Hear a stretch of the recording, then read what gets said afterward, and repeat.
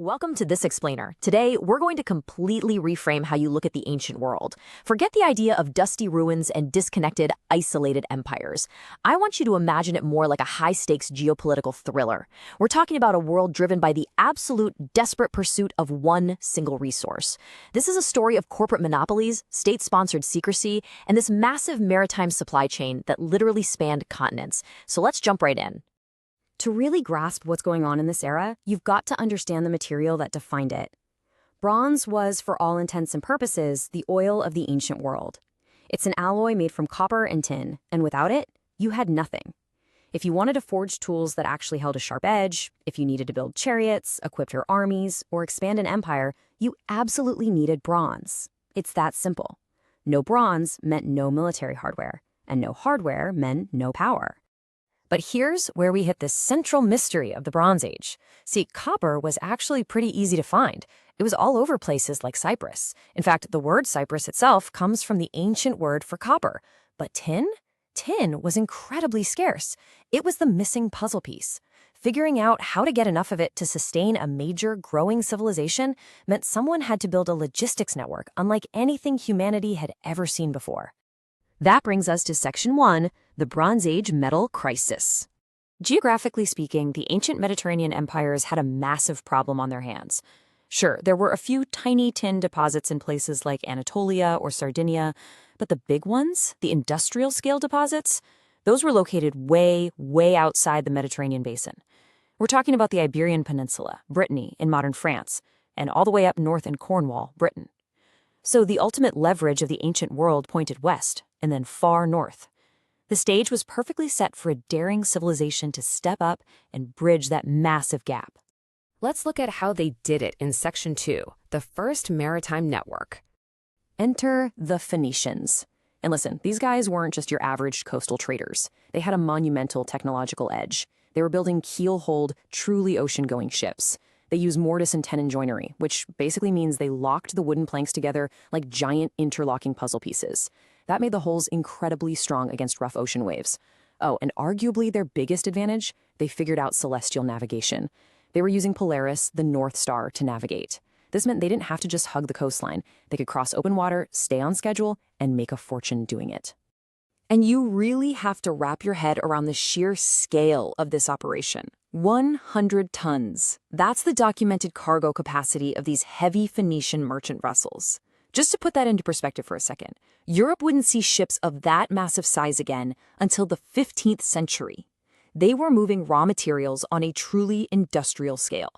Which leads right into Section 3, Carthage and the Atlantic. You see, Phoenician expansion wasn't just them wandering westward hoping to find stuff. It was systematic, and it was entirely driven by the need for resources. They established Gadir, which we know today as Cadiz, to serve as their Atlantic gateway. They set up deep mining colonies in Iberia just to extract silver. And then there's Carthage. Carthage wasn't just another city. It was built to be the fortified western command hub of this whole corporate empire. It was strategically placed to literally choke off any competitors trying to get to those western trade routes. And the best part is, we don't even have to just take ancient historians' word for it. We have hard science. There was this fascinating 2019 study published in PNAS where researchers used lead isotope analysis on ancient silver artifacts, and they proved scientifically that the Phoenician quest for these metals actually happened more than a century before they built their formal Western settlements. Basically, the metal came first. The cities, the treaties, the ports, all of that was just built to support the metal trade. Moving on to Section 4, the British Tin Secret. Now, the absolute boldest part of this entire network was located even further beyond the horizon. There's a name you should definitely file away: Himilco. He was a Carthaginian navigator, and he was dispatched on a very specific mission to explore the outer coasts of Europe. Authors like Pliny the Elder and Aviennes documented how Himilco sailed north into the wild Atlantic, reaching what was then known as Albion and Irney, so Britain and Ireland. He was locking down the northern tin supply. And get this, when he came back, he deliberately spread wild rumors about sea monsters and thick, impassable seaweed, all just to terrify his competitors into staying away from his new route. They protected this Cornwall route with absolute fanatical secrecy. There's this incredible story recorded by the Greek geographer Strabo. A Carthaginian captain is sailing toward the Tin Islands, the Cassiterides, when he realizes a Roman ship is trailing him, trying to learn the route. So what does he do? Rather than give up the secret, the Phoenician captain literally drives his own ship aground, totally destroying it and nearly drowning. And Carthage actually compensated him for the lost ship later. I mean, think about that. That's how impossibly valuable this monopoly was to them. So how did they pull it off? That's Section 5, operating the supply chain. It really was this beautifully sophisticated logistics cycle. First, you've got miners pulling raw tin out of the dark earth in Cornwall and Iberia. Then, they're loading it onto those massive vessels for a really perilous open ocean journey down the Atlantic coast. Once it hits secure fortress hubs like Gadir and Carthage, the cargo is consolidated and processed. Finally, it flows right into the eastern Mediterranean to literally fuel the empire-building fires of bronze production. It's an ancient supply chain functioning flawlessly. Now, in this explainer, we have to be super clear about separating the hard facts from what's still up for debate. On the established side, we have rock-solid proof.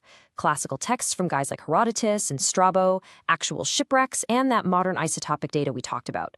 On the other side, we have some really fascinating but debated historical theories.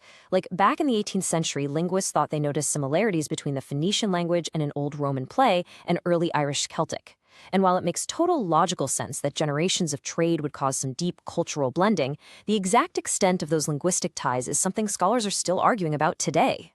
But the physical reality of the trade route itself, that is absolutely undeniable.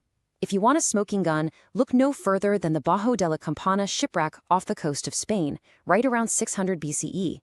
When archaeologists excavated this wreck, the hull was just packed with heavy copper and tin ingots. But there was also raw gold and amber that had been sourced all the way from the Baltic Sea, along with luxury goods from all over the Mediterranean. It's like finding a perfectly frozen snapshot of a globalized supply chain right at the bottom of the sea. And that sets up our final chapter, Section 6, Rome's hostile takeover. A lot of times, we're taught that Rome and Carthage fought the Punic Wars out of pride, or maybe some vague idea of who gets to be the boss of the Mediterranean. But the truth is much more pragmatic. Rome didn't fear Carthage because of their famous purple dye. They feared Carthage because Carthage controlled the metal flow of the West. Iberian silver was funding the Punic military machine, and Atlantic tin was sustaining their bronze. So the Punic Wars, they were essentially a 2-century-long, incredibly bloody campaign by Rome to execute a hostile corporate takeover of a logistics monopoly. Just trace the timeline. It tells the whole story. First, we have Phoenician westward expansion, followed by Himilco mapping the northern Atlantic. Then, skip ahead to the brutal, total destruction of Carthage by Rome in 146 BCE. But notice what happens next. Less than 2 centuries later, in 43 CE, Rome conquers Britain.